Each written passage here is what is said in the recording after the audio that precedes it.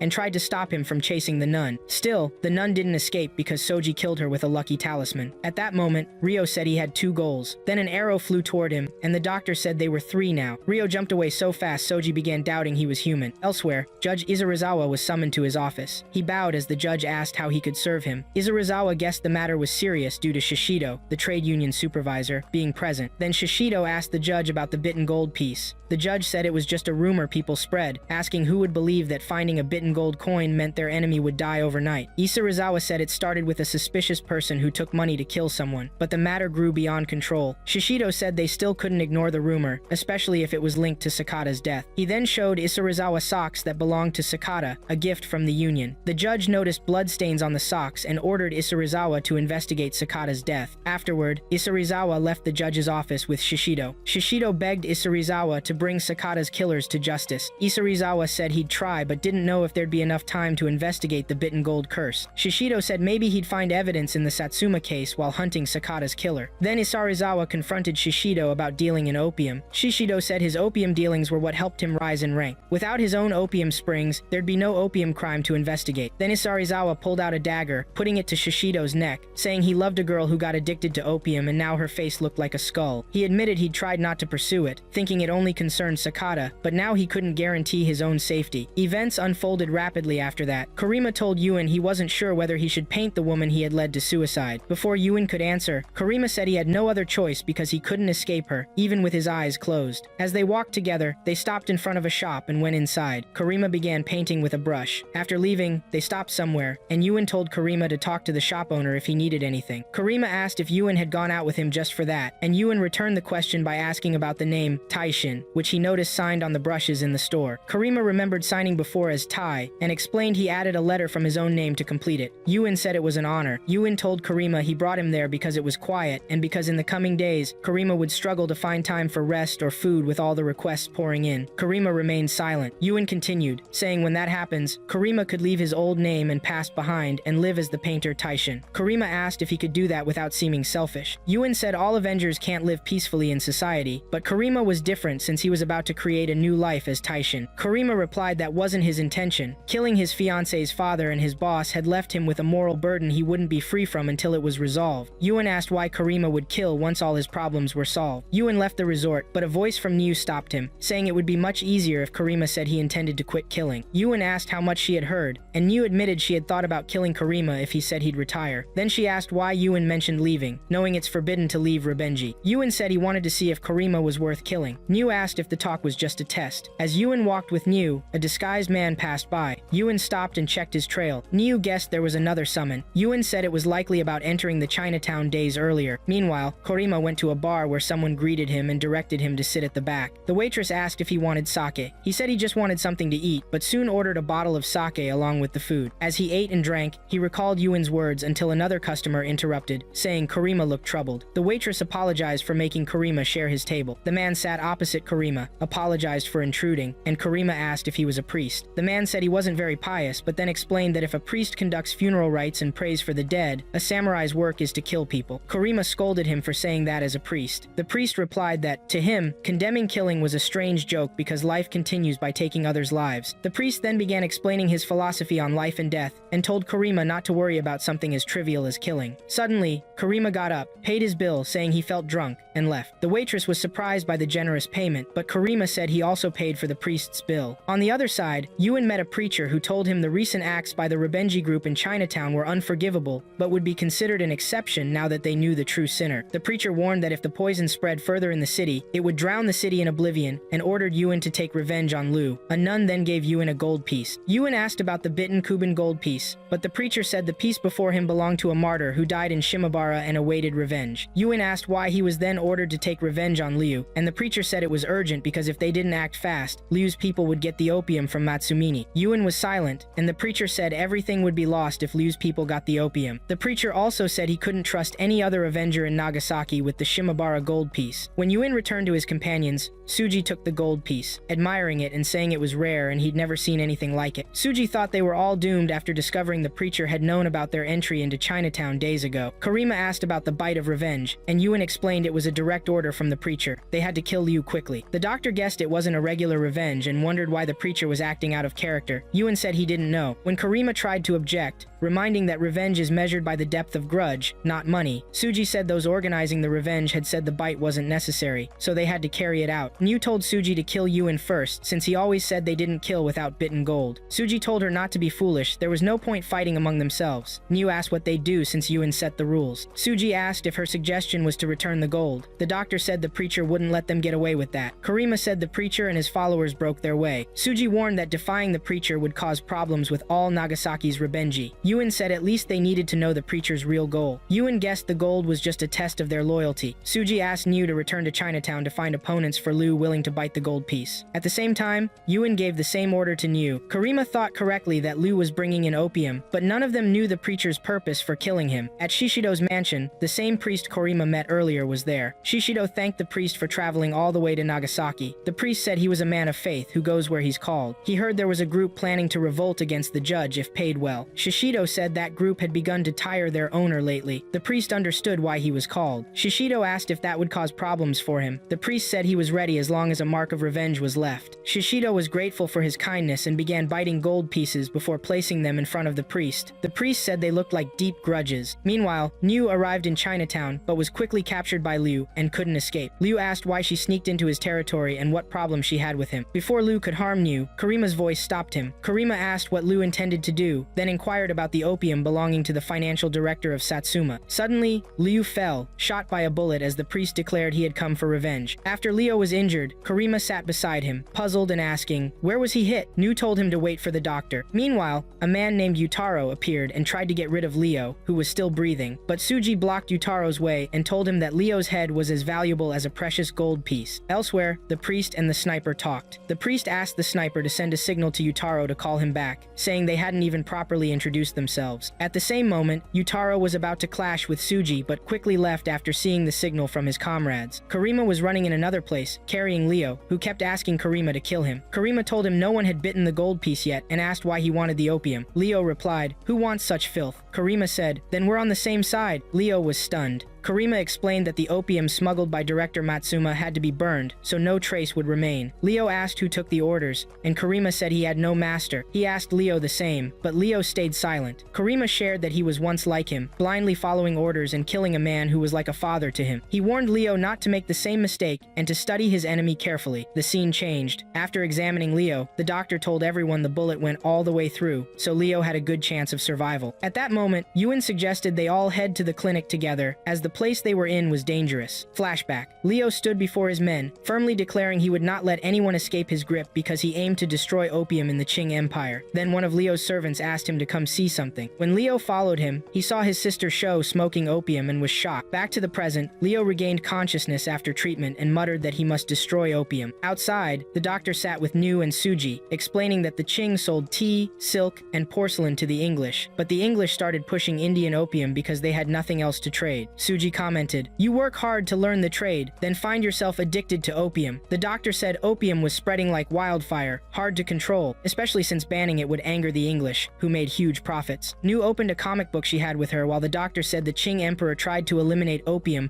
by appointing a supervisor known for his pure reputation. This supervisor was Commissioner Leo, Suji said. So Leo is a servant who reports directly to the shogun. Nu wondered about Leo's connection since all these things came from outside the country and asked why they got involved. The doctor looked away and told Nu she'd be surprised how connected everything really was. The doctor then heard Karima telling Leo not to move, so he entered and told Leo he had informed the Chinatown that he was still alive, but returning now wouldn't help considering his condition. Leo asked why the doctor acted like a doctor when he was really a hired killer. The doctor said their work involved revenge based on bitten gold pieces, but they didn't deal with killing a client serving the Qing emperor. Karima suggested Leo team up with them to wipe out opium, but Leo snapped, accusing him of madness. Yuan stepped in, asking Leo to be kind to Karima, and explained that Karima lost a lot because of the opium deal by the Satsuma financial director. Yuan added that Karima lost his fiance's father, his fiancé, and the clan he served. Yuan offered Leo a drink and quietly asked how he ended up like this. Leo said English traders tried to avoid questioning about smuggling, so they hid their opium stock in old ports in Singapore, Calcutta, and Nagasaki. While Leo was talking, Nu quietly listened until he said someone was targeting the opium brought into Nagasaki. Everyone listened silently, as Leo said the opium amount was massive and uncontrollable, but the English would recover and buy it cheaply. The doctor said Karima already killed Matsumini, but the opium he smuggled into Nagasaki was stolen by someone else. Yuan said the thief was probably a greedy Japanese group, or the English, noting that the emperor's commissioner had many enemies. Leo grew angry, saying it was his country's issue and none of their business. Meanwhile, Suji appeared elsewhere, very upset. Nu asked why, and Suji asked what their job really was. When she said they had no job, Suji said, they get paid and kill someone simply, so how do they end up helping a Qing official? Nu asked what they do, but since no one bit the gold piece, Suji said that didn't mean they had to help Leo. Suji asked Nu if she realized the consequences of sheltering someone who needed revenge. Nu said they wouldn't get big gold pieces, and Suji added the worst part was they were causing trouble with the guild. Nu reassured him that worrying was useless and Yuan was definitely thinking of a solution. Elsewhere, the doctor was holding the bullet that passed through Leo's body, telling Yuan at least they knew Leo's target but didn't know who shot him or who stole Matsumini's opium. Yuan was silent. The doctor asked why the guild ordered revenge on Leo and if they knew his identity. He speculated that if the guild sought revenge knowing who Leo was, they must be on the side smuggling opium. Yuan agreed this was likely. The doctor said news of their protection of Leo had probably spread. Yuan said he'd meet the guild leader on Saturday, confront him, and return the gold after learning Leo's truth. The doctor paused, and Yuan told him to take charge if anything happened to him. Leo woke up and tried to get up, but Karima stopped him, warning it was dangerous. Still, Leo insisted on going to Chinatown to tell his men that opium must never return home. Karima reminded him he could die. Leo said he would fulfill his duty as a warrior, no matter the cost. In Chinatown, an old man asked for news about Leo. A man said he might be dead, but the old man doubted that. He said he'd informed the Nagasaki Trading Union, and if Leo was alive, he'd come back. Suddenly, Yutaro entered with the priest, who said they'd come for revenge. The old man's men overturned the priest and Yutaro, but the priest quickly drew his sword, stabbing them and declaring his cause was revenge. Elsewhere, Karima walked with Leo, who asked why he kept chasing opium despite getting his revenge, as the doctor said. Karima replied that it was because he failed to save the woman he loved and left her to die. Somewhere else, the priest's sniper threw a bomb onto a ship, which exploded. Karima went to investigate but returned to find an assassin trying to kill Leo. Karima stopped the assassin just in time, but Leo was in critical condition. Leo asked about his comrades at the port. Karima said they were all dead. Leo blamed himself, saying his soldiers and friends were his responsibility. He then admitted to Karima that he hated opium because his sister became addicted, and he didn't want to die before avenging her. Karima told him to bite the gold piece and trust them with his revenge. Elsewhere, the assassin Soti apologized to the priest for fleeing and failing to kill Leo. While the priest scolded him, his servant came to say Shishido was waiting. The priest met Shishido, who met the guild's saint, who said Yuan and his allies had no relation to the guild. Shishido said Yuan and his group's actions were terrifying, attacking Chinatown under the protection of the Nagasaki Trading Union. He asked the saint's opinion on biting another gold piece, and she allowed it. Then Shishido confessed he was saddened by Leo's death before revealing that he owned all the opium. The priest asked why he didn't smuggle opium into Qing, and Shishido said his plan was to flood Nagasaki with opium first. After that, Yuan met with Isarizawa. Isarizawa said the judge wouldn't stop screaming for their heads because they caused a commotion in the Chinatown district in broad daylight. Yuan replied they weren't to blame. The chaos happened because Shishido misled them. Still, Isarizawa Isarizawa said the trade union was adamant that the Roppongi caused the disturbance and killed Leo, the Qing Emperor's envoy. Yuan defended them, saying the union knew who was really responsible. Isarizawa paused, then Yuan reminded him that Leo was sent to Nagasaki to eradicate opium, which threatened the union's operations. Isarizawa revealed there was a rebel in the union, Shishido, the union's general supervisor. Yuan's eyes widened in shock. Isarizawa explained that Shishido swore to bite gold to take revenge on the people in Chinatown. When Yuan showed no reaction, Isarizawa continued, saying Shishido was strengthening ties with the foreign priest while cutting off connections with other Avengers. Isarizawa then told Yuan he was willing to support him if he wanted help dealing with this. Yuan said Shishido would one day rule as the general supervisor of the trade union, so why would he do all this? Isarizawa said he initially thought Shishido was just amusing himself because he was a wealthy scoundrel, but was shocked that Shishido incited Sakata against him. Shishido's next goal was to turn Nagasaki into a massive opium den. Yuan asked what Shishido hoped to gain. Isarizawa said he didn't know. Yuan said they'd have to investigate then. At the inn, Hana entered Soji's room, but was surprised to find it completely ransacked. Meanwhile, Soji and Karima were fleeing to the inn's roof after being attacked. Soji suggested Karima find a hiding spot while he himself would disappear for a while to keep Hana and her family out of trouble. Elsewhere, Shishido gathered several Maki artists and showed them a piece by a famous artist named Tenzan. He asked all the Maki artists, including Yuan, to help paint the piece and complete what the artist had left unfinished, turning it into a tribute. Shishido offered Yuan the lead because he was confident Yuan would decorate it beautifully. To Shishido's surprise, Yuan declined. Shishido asked why. Yuan said he didn't think the piece turned out as Tenzan intended. Then Yuan raised his head and said, as a fellow artist, his goal was expression. He wouldn't put this piece on public display. Shishido agreed, saying many works their creators called failures were later re-evaluated as beautiful art. Yuan asked if he believed that applied to this piece. Shishido said he believed Tenzan was born to create this work. At that moment, one artist interrupted Shishido, asking if the painting hanging on the wall was of the artist who had recently become the talk of the town. Shishido confirmed it and said getting it had been extremely difficult. The artist said the painting looked so lifelike. Shishido looked at Yuan with malice and said whoever gave the brush to that artist must be a cruel person. Yuan asked what he meant. Shishido said he thought the girl painted in the image was no longer alive, judging by the despair and self-reproach in her expression. Shishido continued, saying it was as if the painting was made from the painter's own flesh. Yuan said people handle sorrow in different ways, and he bet that was painter Taishin's way of expressing his art. Shishido said he wished to see more from that painter and hoped he could clearly recreate the image of a lost person. Then Shishido wondered what would become of the artist. Yuan said as long as he could face his sorrow without turning away, he would surely find salvation in time. Shishido said that was boring because he didn't see the artist as needing salvation. He was sure that limited suffering created much more beautiful art and that his art pulsed because of that suffering. At the clinic, the doctor prepared food while Nu and Soji played Sudoku. Soji loudly expressed amazement that the doctor could make a meal from just one daikon radish and asked him to garnish it with a sea abramus fish. The doctor asked Soji and Nu if they had adopted the child for a while. Soji quickly changed the subject, saying he was being hunted and that those people might attack him any moment. Nu said Karima also spent the day frowning at Yuan's house. The doctor asked if they could help him a little. Soji said he wasn't educated enough to understand Western medicine. Nu joked that she was good at killing but didn't know how to heal. Nu wondered about Nu revenge actions.